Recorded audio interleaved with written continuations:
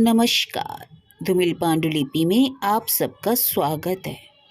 भूली बिसरी कहानी में आज सुनिए ममता कालिया जी की कहानी काली साड़ी। वह एक खूबसूरत साड़ी थी, काली शिफॉन की, और उस पर लाल और पीले रंग से कशीदाकारी की गई थी। नमूना कुछ ऐसा कि दूर से देखो तो चांद और पास से देखो तो अधकटा सेब लगता था। झीनी इतनी कि पहनने पर ना पहनने का एहसास थी।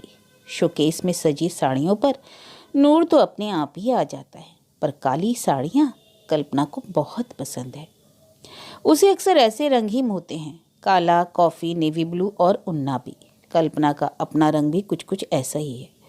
सुबह की ताज़ा हवा में कांसे सा चमकीला, लेकिन दोपहर में कॉपियों का बंडल उठाकर स्कूल से वापस आते आते एकदम भूरा। कल्पना के ऊपर हल्के खुशनुमा रंग फबते हैं, नीला, पीला, गुलाबी, रंग से अधिक रंग का आभास, पर ऐसे रंग वह कम खरीदती है। इन्हें संभाल सकने लायक फुर्सत नहीं होती। ज़्यादातर वह गहरे रंगों की नायलॉन खरीदती है, जिन पर ना स्त्री की मेहनत ना कल्फ का खर्च, बस धोया और पहना, पहना और धोया। गर्मियों में नायलॉन बदन पर ऐसे दहकती है जैसे जलते अंगारे।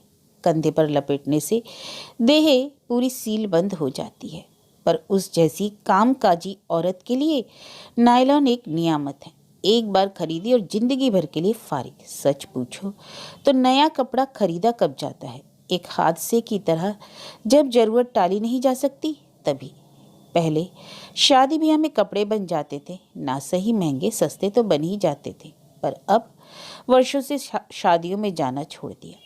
महज मनी ऑर्डर से काम निकाल लेते हैं। रहे होली और दिवाली तो बच्चों के कपड़े पटरी बाजार से खरीदकर रस्म अदायगी हो जाती है। चलते चलते कल्पना को हंसी आ गई। घर ऐसे कपड़ों से भरा है जो न फेंके जाते हैं न खुशी से पहने। ट्रंक में पड़े गर्म कपड़ों में गर्मी नहीं है, ठंडे कपड़ों में ठंडक नहीं। हर कपड़े का इतिहास पुराना है।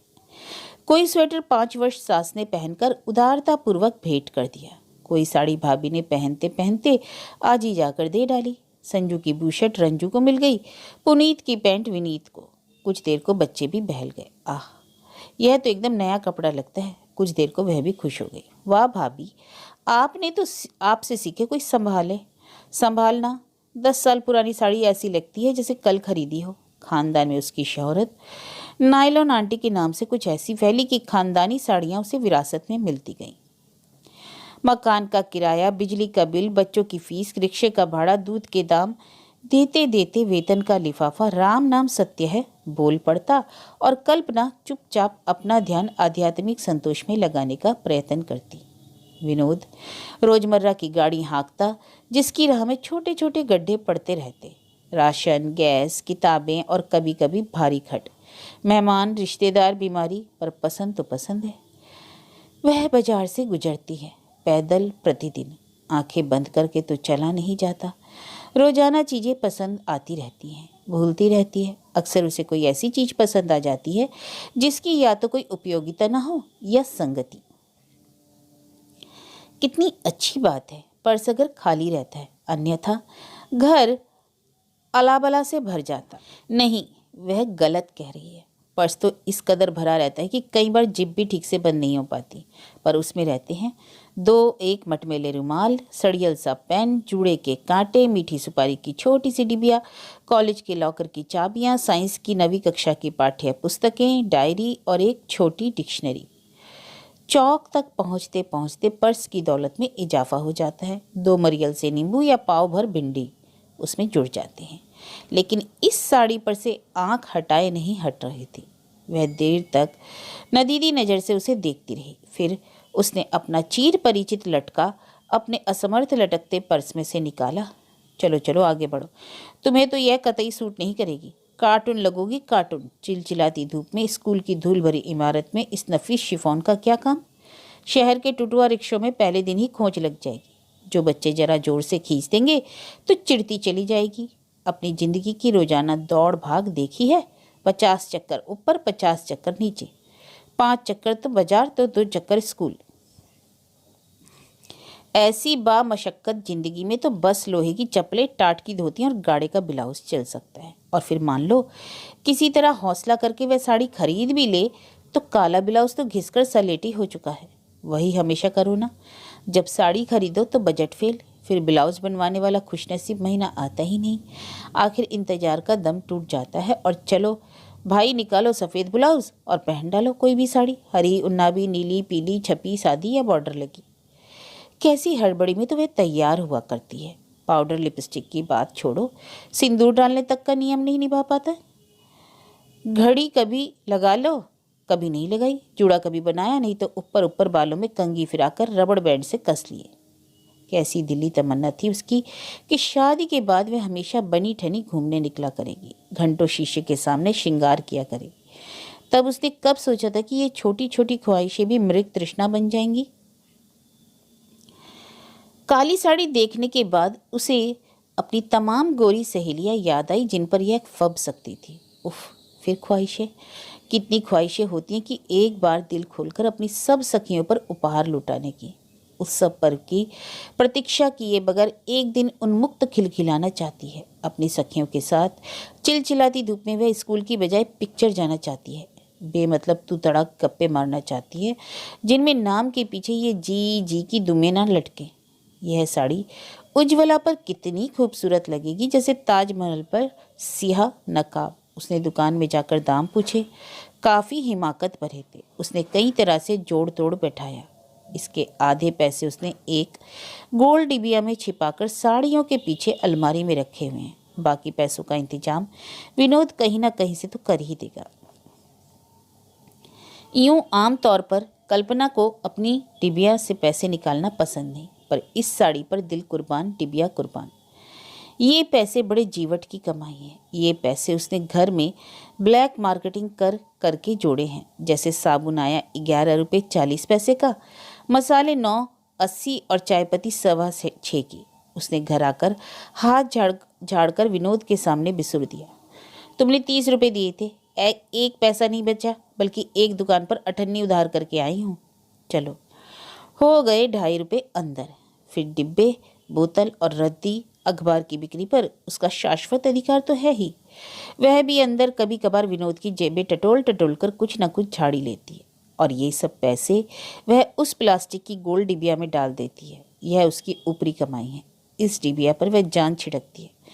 उसे पता है उसकी कई सहेलियां साड़ी की परतों में नोट छिपा कर रखती हैं, पर रेजगारी तो परतों में दबाई नहीं जा सकती। साड़ी खींचते ही छन से गिरेगी, जग हसाई अलग। वेतन मिलने पर बड़े हल्के नामालूम ढंग से वह इस रेजगारी के नोट बनाती है। यह काम शनिवार की दोपहर में किया जाता है, जब विनोद फैक्ट्री में होता है और बच्चे स्कूल में। कल्पना के स्कूल में शनिवार को आधे दिन के बाद छुट्टी हो जाती है। वह तमाम खुफिया काम बच्चों के आने के पहले निपटा लेती है और एक नए आत्मविश्वास से भरी परिवार का सामना करती है। उसे लगता है इस डिबिया में उसकी आत्मा रखी है, उसकी संजीवनी शक्ति। उसे लगता है जब तक इस डिबिया में रुपए हैं वह किसी से भी लोहा ले सकती है। इसमें बहुत नहीं तो 85 रुपये तो होंगे ही, पर इन पर उसे एतबार है। घर की मजदार में ये पैसे पतवार हैं। लालच और कंजूसी पर विजय पा उसने तय कर लिया कि वह घर जाकर पैसों का इंतजाम करेगी और आकर अपनी उज्ज्वला के लिए यह साड़ी खरीद लेगी। कौन सी बड़ी बात है। उसके नाना भी बड़े शाहदिल इंसान थे। बात ही बात में चीहू अय्यर को चांदी की लुटिया दे डाली और उसके मामा पश्चिमी पंजाब में अपना सब कुछ लुटा आए थे। कभी सरकार से क्लेम में एक कौड़ी न मांगी, अपने बूते पर व्यापार किया और बड़े आदमी बन गए। उसके भैया कितनों को खिलाकर खाते हैं। रात दिन कारखाने में घर भर मशीन चलती है। मित्रता के आगे पैसे क्या चीज़ें, तुच्छ है तुच्छ। घर में छोटी छोटी दुर्घटनाएं हुई जिनसे वह बेदाग बची। साबुन खत्म था, दूध वाला पैसे लेने खुदा धमका, बच्चे की इंग्लिश रीडर खो गई थी, तत्काल खरीदी गई। इन सब का सामना विनोद ने बड़ी दिलेरी से किया, बिना त्योरी या तेवर दिखाए। कल्पना कृतकृत्य हो गई। निस्संदेह उसे प्रथम कोटि का पति मिला है। औसत पतियों की तरह खर्च करते समय ना वह झीकता है और ना झल्लाता है। परिवार के सामने अपनी जरूरतों को नगण्य समझता है। उसके कितने ही दोस्त पान सिगरेट में भक भक नोट फूंकते हैं और वह इन सब की ओर ताकता भी नहीं। चटाक, मैरी के हाथ से शीशे का गिलास टूट गया। कल्पना दनदनाती हुई रसोई में घुस गई। मालकिन पना साबित करने का बेहतरीन मौका। विनोद छत पर बैठा उपन्यास पढ़ रहा है। ऐसे में मैरी को बहुत ज्यादा धमकाया तो जा नहीं सकता। कल्पना ने पैसे के महत्व पर एक बड़ा ही सारगर्भित भाषण दिया। फिर उसने अपनी पिछली महानताओं का वर्णन किया, जब मैरी ने पूर्व वर्षों में शीशे के बर्तन तोड़े थे और कल्पना ने उसकी तनख्वाह में से पैसे नहीं काटे। इस पूरी वक्तृता के दौरान मैरी एक बार भी न बमकी न बड़बड़ाई। वह मुंह लटकाए काम करती रही। इससे कल्पना को लगा उसके भाषण का मैरी पर सही असर हुआ है। रात जब वह बिस्तर पर लेटी तो उसके जहन में एक काली साड़ी फिर कौंध गई। साड़ी क्या, पूरा का पूरा शोकेस ही कौंध गया। अरे, यही तो वह साड़ी थी जिसे खरीदने का दृढ़ संकल्प वह घर पर करके आई थी। उसे उज्ज्वला का गोरापन और अपनी त्यागमयता भी याद आई। उज्ज्वला कुछ इस कदर सुंदर है कि उसके सामने अन्य कई सुंदर चीजें व्यर्थ लगने लगती हैं, यहाँ तक कि पैसा भी। इच्छा होती है उस पर लुट लुट जाने की। कल्पना उस पर कुछ इस कदर फिदा है कि कई बार उसे शक होता है कहीं भगवान ने उसके सीने में औरत की जगह मर्द का दिल तो फिट नहीं कर दिया। कल्पना को लगा यह उज्ज्वला के रूप का ही कमाल है कि उसका पति हमेशा इतना लुटा हुआ सा मालूम होता है। कल्पना को अपने हृदय की विशालता, मुट्ठी के खुलेपन और फकीराना तबीयत पर सहज ही नाज हुआ। और क्यों ना हो, वह अपनी दोस्त के लिए एक बेशकीमती साड़ी खरीदने जा रही है। इतनी कीमती साड़ी तो लोग आजकल शादी ब्याह में भी उपहार नहीं देते। बस 11 रुपए लिफाफे में डाल रोनी सूरत बना हाथ में थमा देते हैं, फिर डट कर दावत खाते हैं कि कहीं वसूली में कोताही ना रह जाए। वह तो भागम भाग जाएगी। बैठने की उसे फुर्सत कहाँ। पैकेट उज्ज्वला को थमाकर अनुरोध करेगी, अभी ना खोलना प्लीज, मेरे जाने के बाद। छोटी सी चीज है, चलते चलते नजर पड़ गई सो उठा लाए। उसके अपने पास ऐसी साड़ी हो ना हो उसे परवाह नहीं, त्याग में ही सुख है। उसने एक नहीं अनेक बार त्याग किया है। अरे कोई सन्यासी भी क्या करेगा। बचपन में हमेशा उतरन पहनी और जूठन गाई। उतरन और जूठन थी अपने ही परिवार की, पर इससे क्या, कितनी लड़कियां उतनी समझदारी रखती हैं। बड़ी होने पर गांधी जी का आदर्श अपनाया, सादा जीवन उच्च विचार, और अब नेहरू जी के आदर्श पर जिंदगी जी रही है। आराम हराम है। कई बार उसे लगता है सिद्धांत सब उसके ही हिस्से पड़े हैं, सुख किसी और के। देखा जाए जो क्या सुख पाया। मर गिरकर एलटी की टीचर बन गई, शादी की फटीचर बन गए, घर के सास समान खस्ता हाल। जितने पुराने लोगों के घर अचार मुरब्बे होते होंगे, उतने पुराने कल्पना के घर के पर्दे, गद्दियों के खोल, तौलिए, टुचके से हुए पतीले, फ्रेम उखड़ा आईना, बिना हैंडल की बाल्टियां, बौड़म प्याले, तिड़की प्लेटें, टूटे डिब्बे और टेढ़ी साबुनदानियां। किस पर नाच करे, किसको संजोए। कल्पना को ख्याल आया, उसकी बहन जब 2 साल में मैके आती है तो एक ना एक नया सोने का गहना उसके गले या कलाइयों में चमचमाता रहता है। उसके बच्चे एक से एक फैशनदार कपड़े पहनते हैं। बहन बामुश्किल 4 दिन मैके रहती है, पर उसकी विजय दुंदुबी सारे साल बजती रहती है। वह आते ही अपनी वापसी का फर्स्ट क्लास में रिजर्वेशन करा लेती है और 10-20 रुपए छोटे भाई बहनों पर खर्च कर डालती है। और एक कल्पना है कि छुट्टियां शुरू होते ही हर साल अपने बच्चों को लेकर माँ के घर पहुंच जाती है। फिर अनक्लेम्ड बिल्टी की तरह वह वहां पड़ी रहती है जब तक विनोद दौड़ धूप कर उसकी वापसी के लिए रुपयों का मनी ऑर्डर नहीं भेज देता। पैसा पैसा अपने छोटे भाई बहनों से बचाती, अपने बच्चों को तसल्ली और तमीज सिखाती। वह बांदा की बदतमीज गर्मी में पड़ी भूनती रहती है। छुट्टी के बाद जब स्कूल खुलता है और टीचरें आपस में पूछती हैं, तुम कहीं बाहर गई थी, तो सगर्व कहती है, हाँ माँ के यहाँ गए थे, वहां से देवधर चले गए, बड़ी ठंडक में छुट्टियां गुजारी। यही सब सोचते सोचते नींद उड़ गई जैसे डाल से पंछी। पास पड़ी चारपाइयों में से एक पर उसके दोनों बच्चे सो रहे थे। बांध ढीली होने के कारण दोनों ही बीचों बीच खिसक आए थे। उनकी टांगे बाहें कुछ इस तरह क्रॉस कर रही थी मानो वे गुत्थम गुत्था हों। उनकी इस कदर निश्चलता से कल्पना का मन अनायास घबरा गया। उसने अपनी चारपाई से सरक कर आगे बढ़कर दोनों को बारी बारी से चूम लिया। ना जाने उसे क्या होता जा रहा है। ना बच्चों की चंचलता बर्दाश्त होती है, ना निश्चलता। मन तुरंत गड़बड़ा जाता है जैसे आंधी में साइकिल। दोनों किस कदर दुबले पीले थके और बेचारे लग रहे थे। वर्षों से उन्हें कोई टॉनिक नहीं दिया गया। 10 से 4 तक कल्पना के बाहर रहने के कारण बच्चों की खाने संबंधी आदतें भी बेहद बिगड़ गईं। भूख लगते ही वे टॉफ़ी खा लेते हैं या आइसक्रीम या चूरन और फिर खेल में लग जाते हैं। स्टाफ रूम में आई पत्रिकाओं में कल्पना अक्सर व्यंजन विधियां पढ़ती रहती है। कई बार वह तय करती है कि आज कुछ स्पेशल बनाएगी, पर आज तक उसमें से एक भी व्यंजन वह आजमा नहीं पाई। वे तरीके इतने पेचीदा होते हैं कि 2-3 घंटे उनमें लग जाना आसान बात है। ये महंगे व्यंजन तो उन घरों के चोचले हैं जहां औरतें पलंग पर पड़ी पड़ी बोर होती रहती हैं और छठे 6 माह से कभी रसोई का रुख करती हैं। वे औरतें अपना वजन घटाने के लिए क्लिनिक में जाती हैं और सुबह शाम गोलियां खाती हैं। 2 वक्त की दाल रोटी बनाने के बाद कल्पना तो इतनी थक जाती है कि हाड़ हाड़ दुखता है। उस पर कॉपियां, रजिस्टर वर्क, फीस वसूली जैसे अतिरिक्त सिरदर्द तो है ही। कॉलेज के दिनों की उसकी सहेली नरेंद्र कौर अक्सर उससे कहती है, कल्पना क्या छड़ी सी दे पाई है यार, चर्बी का कहीं नामो निशान ही नहीं। वह खुद बड़ी गुलमुली गोल मटोल थी, व्यापारी बाप की बेटी, असली घी के पराठे और लस्सी पर पली। तब कल्पना ने उससे कहा था, नरेंद्र क्या तूने कभी मजदूरिनी को मोटी देखा है? वे तो छड़ी पैदा होती हैं और छड़ी मर जाती हैं। विनोद ने करवट ली और गहरी नींद में सो गया। करवट के साथ साथ उसने बिस्तर की चादर भी ओढ़ ली। पुरानी आदत। कल्पना लाख उसके पैताने दूसरी चादर रख दे, पर वह वही ओढ़ लेता है बिछाने वाली। पूरे चांद की चांदनी आइसक्रीम की तरह विनोद के बालों पर पड़ रही थी। खुश्क स्याह बाल, रेशम से मुलायम। कल्पना ने विनोद से अक्सर कहा है, 2 ही चीजें मुलायम है तुम्हारे पास, दिल और बाल, वरना सारा व्यक्तित्व फौलाद का। इसका उल्टा होता तो तुम्हारा काम चल जाता? विनोद ने एक बार पूछा। कल्पना का मन भीग गया। विनोद सच कितना अच्छा है, हसरत और हौसले से भरा। किस कदर उसकी परवाह करता है, ना कभी डांट टपट, ना कभी शक शुबा। कल्पना थकी हो तो पाव रोटी खाकर सब्र कर लेता है और ऊबी हो तो उसे और बच्चों को लेकर ढाबे में खाना खाता है। उसका जरा मूड बिगड़े तो कैसे बेचैन हो जाता है। यह उसका प्यार ही है तो है, जिसके सरूर में कल्पना इस जाले लगे रोगन मिटे दिन दिन ढहते मकान में अक्सर रानी महारानी की तरह महसूस करती है।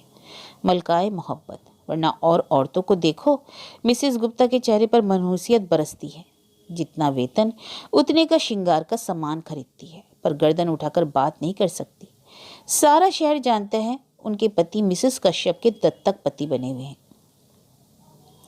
रात रात वहाँ पड़े रहते हैं। मिसेस मित्तल सारा दिन लड़कियों पर खींचती बिफरती रहती है।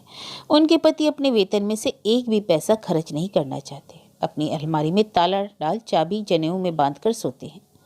Mrs Karnik, Mrs Verma, Mrs Thakur सब की सब पति की तंगदिली का रोना रोती हैं।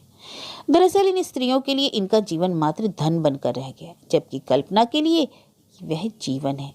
ये कूड़ मगज औरतें नहीं जानती कि मात्र लेने से संबंध का निर्वाह नहीं होता, संबंधों को बहुत कुछ देना भी होता है। फिलहाल उसे तो यह काली साड़ी उज्ज्वला को देनी है। कल ही वह क्षण कितना विलक्षण होगा। हो सकता है उस समय आसमान से पुष्प वर्षा हो सकती है। खुशी के मारे उज्ज्वला की आंखों में आंसू आ जाए। उज्ज्वला प्रायः ऐसी साड़ी नहीं पहनती, वह सफ़ेद पहनती है, यहाँ तक कि चप्पलें भी। फिर भी वह इतनी शोक लगती है कि सारा शहर उस पर फिदा है, यहाँ तक कि विनोद भी। पर विनोद जो भी काम करता है सपत्नीक करता है, और मोहब्बत भी। कल्पना और विनोद दोनों उज्ज्वला के दीवाने हैं। सुबह स्कूल जाते जाते कल्पना ने अपना नेक इरादा विनोद को बताया। विनोद की आंखें चमक गईं। इतना अच्छा प्रस्ताव! नई बातें उसे हमेशा ही आह्लादित कर देती हैं। वह साड़ी तुम आज ही ले लो, देर करने के से हाथ से ना निकल जाए। क्या लड़की या साड़ी? कल्पना ने कहा और दोनों ठठाकर हंस पड़े। बोनस के कुछ रुपए बचे होंगे। ऐसा करते हैं, आज दोपहर में तुम्हारे स्कूल आ जाता हूँ, वहीं से कला केंद्र चलकर साड़ी खरीद लेंगे। कम पड़े तो चेक दे देंगे। कल्पना का मन उमंग से इठला गया। खुश खुश वह स्कूल के लिए चल दी। विनोद इसी प्रकार उसे बढ़ावा देता है, जिंदगी के धक्के मुक्कों से बचाता है। वह उसका संकट मोचन है, उसका शॉक एब्जॉर्बर। साड़ी आ जाएगी, डिबिया को हाथ भी नहीं लगाना पड़ेगा। वह तो वहीं पड़ी रहेगी, अलमारी में बंद इने गिने तिलिस्मों की तरह। फिर विनोद को भी खास बोझ नहीं पड़ेगा। बोनस उसकी अतिरिक्त आय है। अतिरिक्त आय से अतिरिक्त व्यय निकल आए तो क्या कहने। फिर जब चेक देकर कोई चीज़ खरीदी जाती है तो कल्पना को ऐसा लगता ही नहीं कि पैसे खर्च हुए हैं। कल्पना ने अपनी सहेली का भाग्य सराहा, जिसका संपर्क इतने महान लोगों से हुआ है। साड़ी खरीदने में ज़्यादा देर नहीं लगी। शोकेश में से निकालकर रोशनी में साड़ी देखी गई। उसके रंग के पक्केपन की पुष्टि की गई। दुकानदार ने दुकानदार की तरह खुशामदी लहजे में कहा, बहन जी, ट्रायल रूम में जाकर ट्राई करके देख लीजिए, खूब खिलेगी आप पर। कल्पना ने साड़ी पूरी तरह पहनी तो नहीं, बस आंचल वहीं खड़े खड़े कंधे पर फैलाकर सिर ढक लिया। फिर विनोद से बोली, देखो कैसी लग रही है। विनोद ने अत्यंत सराहना से उसकी ओर देखा। यह एक नई नजर थी, उत्तेजक, मोहित, मोहक।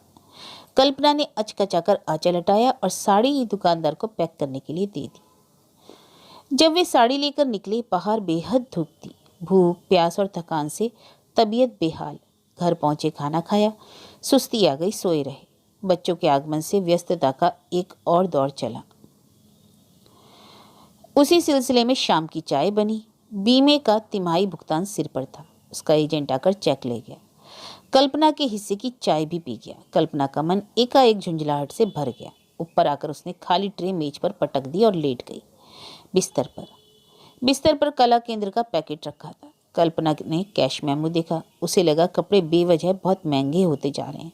कुछ साल पहले 50 रुपए में बढ़िया साड़ी आ जाती थी। अब 100 का नोट सुहा हुए बिना कुछ होता ही नहीं।